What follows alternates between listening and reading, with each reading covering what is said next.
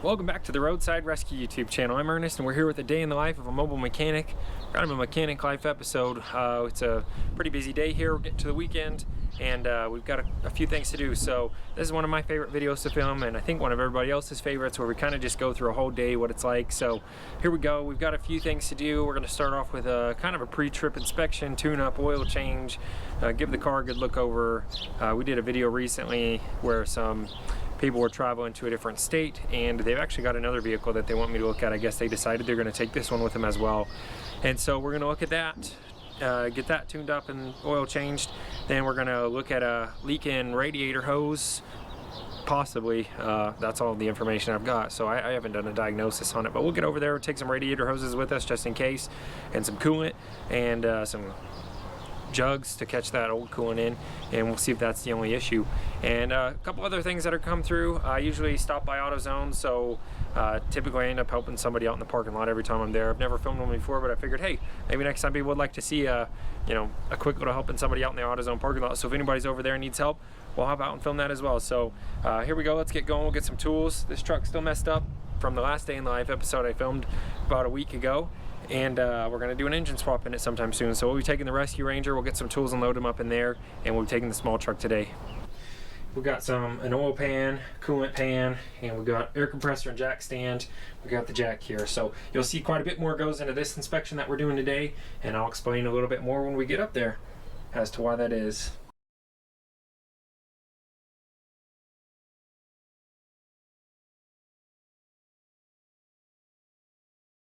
Well, nobody's here right now. This blue car's here, but it's a kid picking out some oil in the back. I just noticed, I didn't even talk to him. Typically there's somebody out here changing the light bulb that's having some troubles. That's pretty much every time I come out here. I just help somebody replace a headlight or a tail light. But nobody's here right now, so we'll just do an episode of coming down here to help somebody out in a different day. So we'll head up there. We're gonna do that inspection here real quick, and we'll hit the road. Turn on your highs as well. But it's definitely that one. The lower one's out, so. Okay. All right, let me grab a wrench and we'll put those in for you. Okay.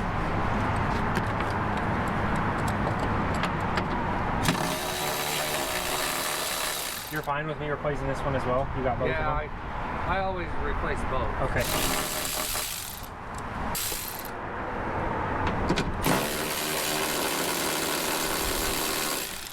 Yeah, it's usually a lot more of a hassle to take the headlight assembly out, because then you've got little retaining clips that like to break off. So let's see, which one was it, that round one? Oh well, I see why they may have said that now. I need to move this out of the way. Yeah, and so new ones you don't ever want to touch with your fingers, you know that? Like the new bulbs. That can make them burn out prematurely. Okay. So if you replace these before, that may be why. Plastic. Oh, you already got it? Yep. Chat. Yeah, that's what I was saying. I thought maybe it was that one, but I just was able to slide it right through that crack. So. Did you touch this? It's not this one? No, it is this round one, this big one. Oh, it is? Yeah.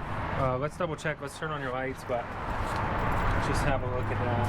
And then just look at this, you can double check with me. But it's the outside one, so. Oh, yeah, I was trying the wrong one. Oh, cool.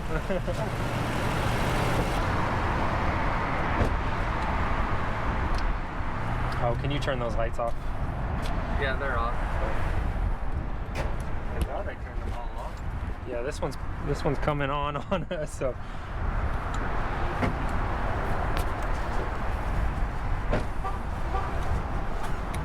Okay, there it goes. Yeah, I could see why. A lot of times, like in manuals and stuff, they'll tell you, hey, there's not enough room, you have to remove the headlight assembly, yeah. But a lot of times there's a better way to just wiggle it, get it out. So. Twisted.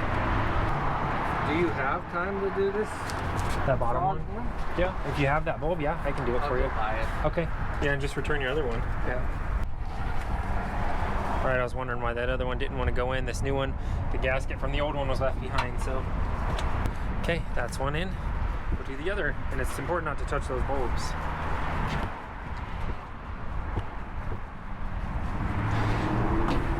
Yeah, as I was about to leave, I had to go back in to get a serpentine belt, and I saw this guy go in with bulbs, and he came back out with the same set of bulbs, and he was asking him about high beams or something. So I figured if they sent him back out with the same bulbs, he probably needed some help. So I offered, and he's letting me replace his bulbs for him here real quick. I always like to do this for people when I can out in the parking lot, so I try not to touch those bulbs.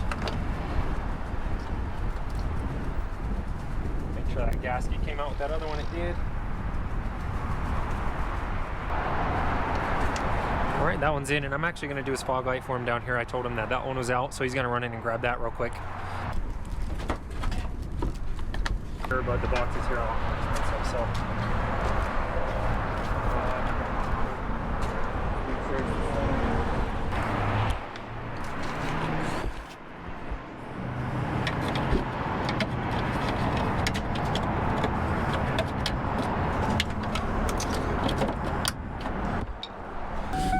Well, we were able to put some headlights in for that guy and a fog light, so that's awesome. Right when I was saying you know, nobody was here, I went back inside to get a serpentine belt for this job in case they need one. Like, I always just grab everything it may need to go out to do a job, and then I return whatever I don't use. And then I, you know, like I said, this guy was going in there with some light bulbs, and he came back out with the same pack, so I assumed that he probably needed some help. Turns out, whenever I showed him which one I was replacing, that he was trying to replace the wrong one, so it looked like they didn't fit. I told him, you know, you're not supposed to touch light bulbs, because he says he replaces them both together, otherwise they can burn out prematurely, and he was like, oh, so he didn't know that. Plus, I always kind of do that. I always try and help people out in the parking lot, because it builds PR. I think it's really good for, especially when I'm in my big truck, people recognize me, hey, that person's helping that person out.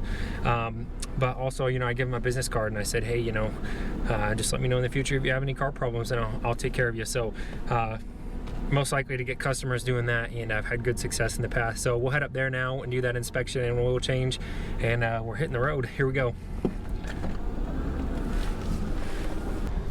All right, well, it's nice and windy today. I'm gonna put my gloves on. We're here with this vehicle, and I mentioned we're going to do quite a bit more on the inspection of this vehicle, and the difference is the price. So a lot of shops and places will offer like a free inspection, and I offer a cheap inspection, which is what you saw in a recent video about their other vehicle, which still has a flat tire I saw as I drove in, but this one I have an air tank. It's a bit more of an expensive go through, and regardless of air pressures, I would double check them all and fill them up, even if it was a couple of PSI it needed.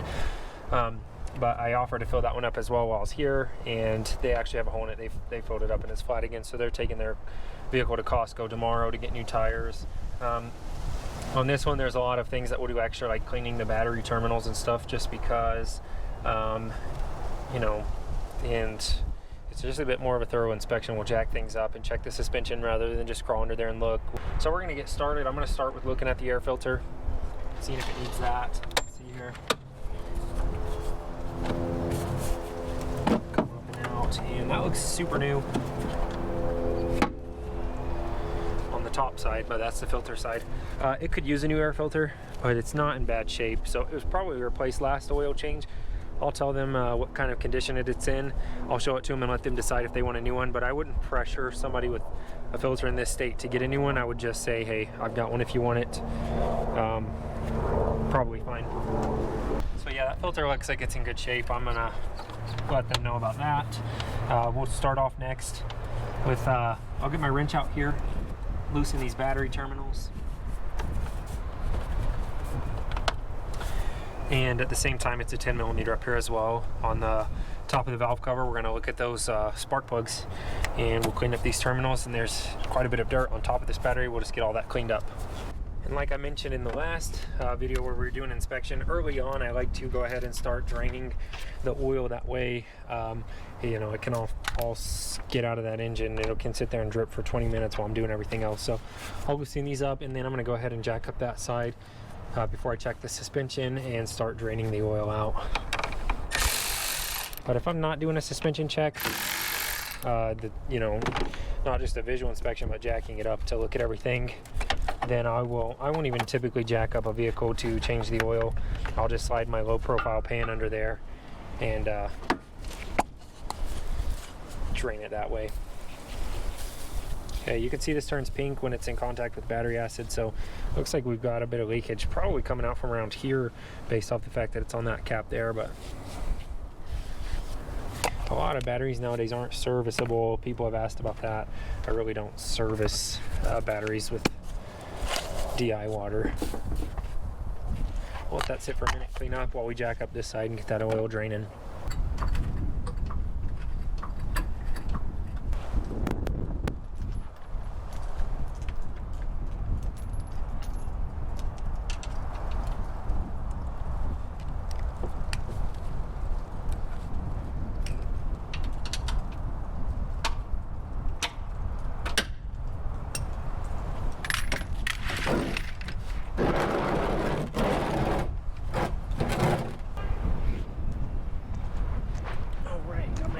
On that one. All right, well that's draining. It's actually warm, so that's good. Car was obviously driven this morning, and that wind is crazy. I'm gonna go ahead and clean up the top of that battery while that's draining, and then we'll hop over there and do a suspension check. Right off the bat though, I did notice that the tires were pretty bald, so I'm gonna recommend new tires as well. And this stuff, this devil's horn bush, this will pop tires on your car sometimes, so I'm gonna dispose of this properly. That wind's making a mess under there. Push that pan up so it's right under there, but I'm gonna have to clean that up.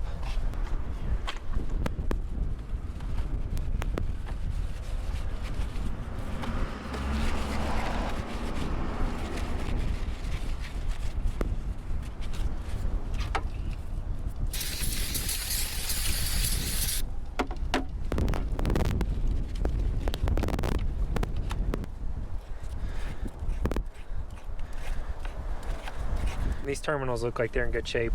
I do have new ones with me. If I needed to replace these, I would.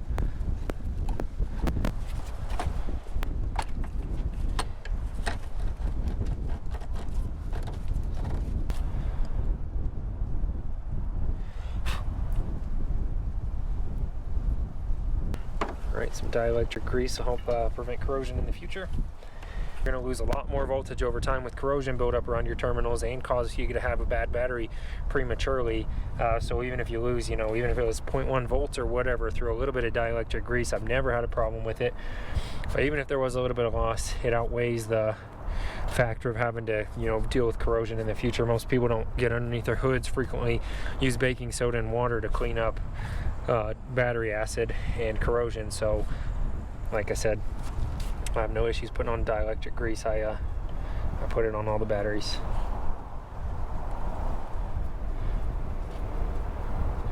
Just get it on there nice and good. Again, keeps that corrosion from coming. And take a look at those spark plugs. I'm actually going to go ahead and just test this battery as well while I'm here, so I can give them an update on whether or not their battery's in good shape. So 12.53 volts right now though. Looks pretty good. Do 625 cold cranking amps.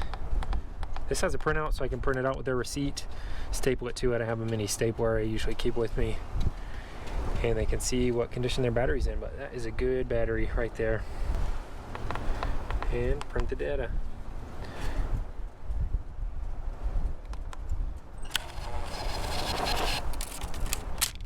Bingo, there we go. Good battery test. We'll leave this for them. And we're giving away one of these battery testers. Check out the last day in the life video I did a week ago, and you have to leave a comment there, and we'll be giving away one of these battery testers with printout, so check it out. Actually nice and cold today. And by nice and cold, I mean not like nice, but it's cold today.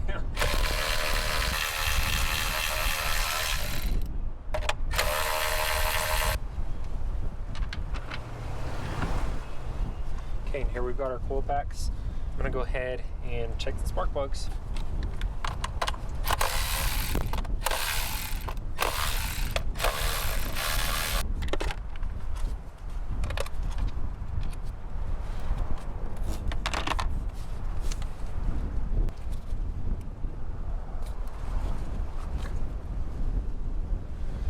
Got a bit of dry rot on these. I've got some silicone spray. I'm just going to spray on these to prevent that from going bad in the future, because these aren't serviceable. You have to replace the whole coil. So if this gets too dry rotted in the future where it's lost its insulation, then you know, you can get a misfire, and then you'll have to replace the whole coil. So I'm going to try and preserve the life of these since it doesn't have an issue now, and hopefully won't.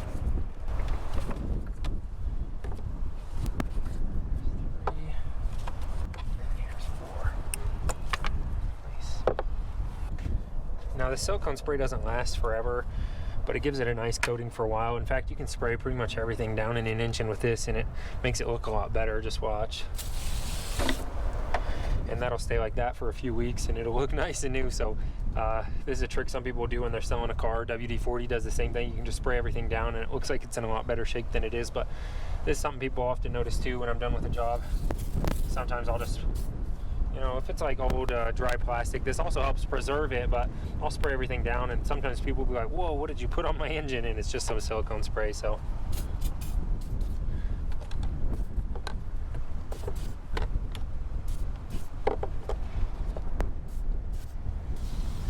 it's a little hard to do in this wind though. Of course, it's a 14 millimeter. Of course, why would I not bring that?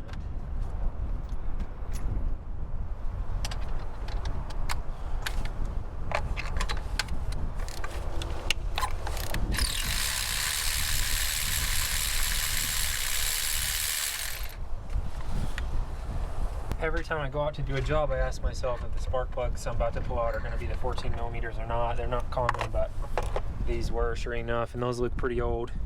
So I'm going to recommend that they replace these. I'm going to go have a talk with the customer, looking at the serpentine belt as well. It's real dry rotted, so I'm going to go see if they want a new spark plugs and a serpentine belt before we continue here.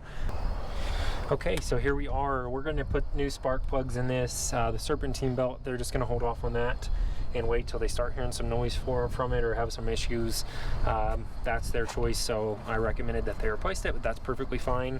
They can do what they want to do. So we'll pull out the rest of these spark plugs again. These are I believe they're iridiums. I've got the new pack. They're either iridiums or double platinums. Denso iridiums, yeah. So they look like they're as old as the vehicle are, although they may be a little bit newer than that now that I look at them, because they're not NGKs, but maybe Densos came in these. They have a 15-year life, and I just see a lot of, you know, carbon buildup around here, quite a bit of oldness there. So we're just going to go ahead and get them new spark plugs, and then do that oil change. I think those are the only two things that we're going to replace here on their vehicle, and then finish the overall inspection. So we'll go ahead and put these new ones in.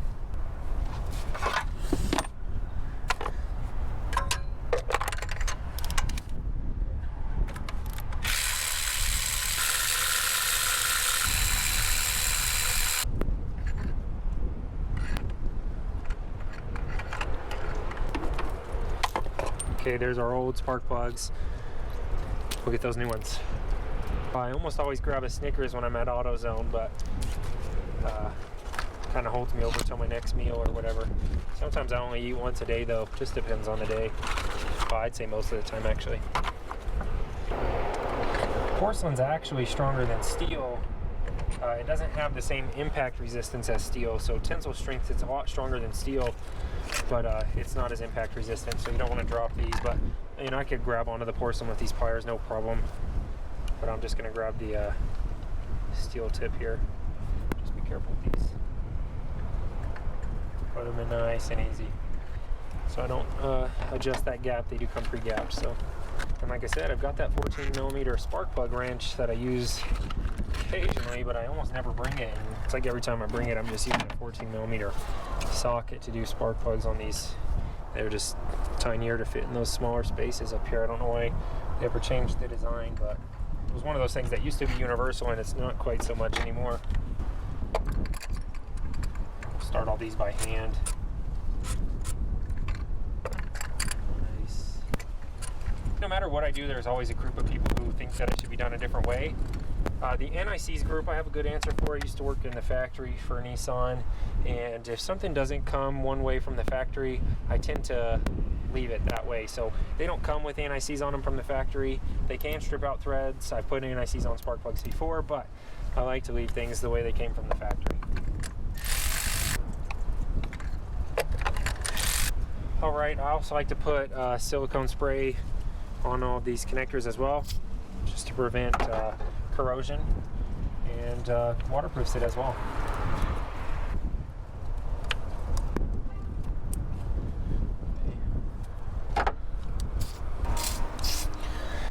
Now you don't want to put silicone spray on that serpentine belt though. It's a good test for a belt that's squealing, especially if you have multiple belts to determine, well, even if you're determining whether it's the belt or the pulley, you can spray water or something moist on them, like WD-40 or something that's going to be moist for a moment. And if it stops squeaking, then you know it's the belt that's the problem. The issue is if you spray some sort of lubricant on the belt, it'll stop squeaking, but then it'll typically start squeaking a lot more and it won't ever stop after that because you've lubricated the belt. It's starting to slip a lot more. So you want to be careful if you're going to spray stuff down with silicone spray, not to get it on the belt.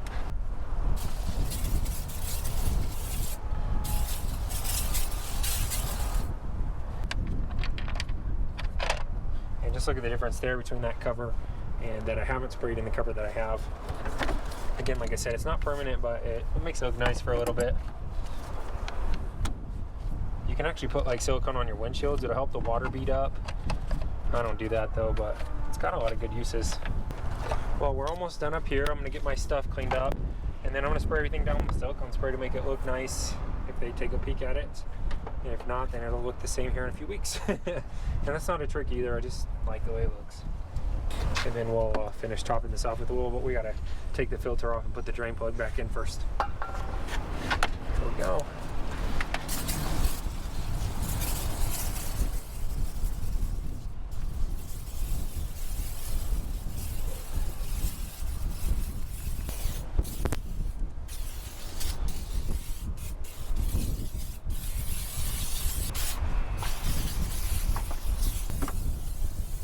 But even when this goes back to normal looking, it still has that silicone on there that helps prevent dry rotting in the future. So, okay, looks good. We'll put this drain plug back in and get the oil topped off after we get that filter out. All right, so I just got that filter off there, and it was pretty close to the oil pan itself, so I couldn't get my fingers around there. I just grabbed it with a pair of pliers, pulled it off, and we're ready to put the new one on. The drain plug's in, so we'll be topping it off with oil here in a second. It's 4.2 quarts. So just over 4 quarts.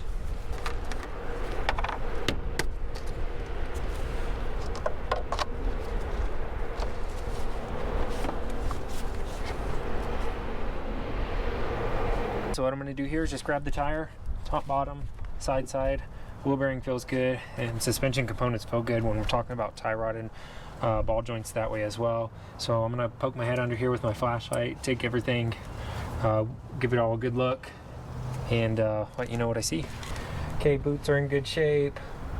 Ball joints are in good shape. No ripped boots on the ball joints either. I was talking about boots on the CV axle first. Bushings look good. Yep. Everything looks great under there. No issues whatsoever. We'll check these brake pads as well. And those are real thin, so we should be replacing those within the next few months. They're probably fine to make that drive. I'd say they've got 3 millimeters, 2.5 left on that pad. The chain general is at 3, but in reality they've got 2 millimeters. The problem is you can't really see on the back that well, so you can only assume it's got less. So I'll bring that up to them, and you know, we'll see if they've been hearing those wear indicators, but they should have been touching by now. And we'll check in the back. The tires are bald too, so I think I mentioned that already. If I didn't, there's no grooves on the outside here, but the inside's got probably 2/32, but dry rot around the edges, so definitely time for new tires. Besides, the age-wise, they're probably 8 years old, so they shouldn't be more than about 6. All right, and absolutely no rust underneath, absolutely beautiful condition, rust-wise underneath, not even a speck, you know, original paint, aluminum's perfectly preserved, so it's probably been out here its whole life. Actually, it's from South Carolina, so that'll explain it as well. It doesn't freeze down there. So great condition underneath. We're worried about tires and brakes, and we're gonna go ahead and make sure they've all got their correct PSI in their tires here, but they need new tires. All right, there should be a sticker inside the driver's side door for the PSI for all the tires, balanced to the vehicle, so we'll make sure we follow that. Sometimes they're not there and they're inside the gas tank lid. But if it doesn't have that, then we would read the side of the sidewalls and go underneath the maximum, or look it up online. But I'm sure this is inside the driver's side door. This car's in nice shape. 33 all around and 60 in the spare.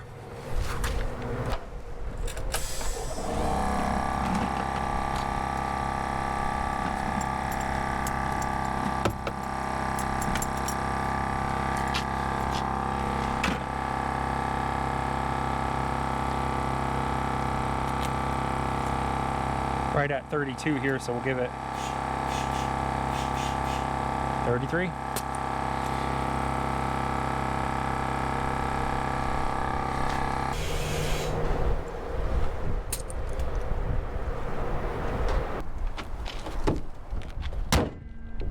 All right, now let's clean up that oil we spilled underneath.